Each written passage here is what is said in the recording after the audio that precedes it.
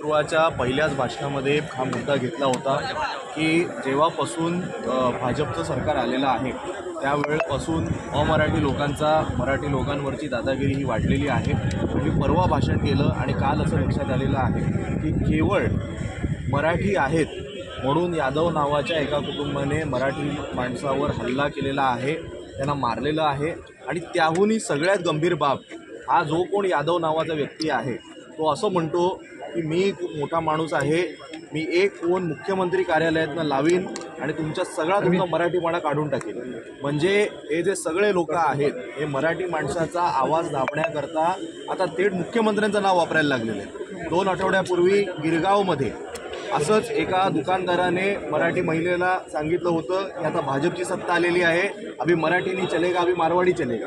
त्यामुळे जेव्हापासनं भाजप सत्तेत आलेला आहे त्यावेळेपासनं मुंबईतल्या मराठी माणसाला दाबण्याचा यांचा जो काही प्रयत्न आहे हा आता उघड झालेला आहे.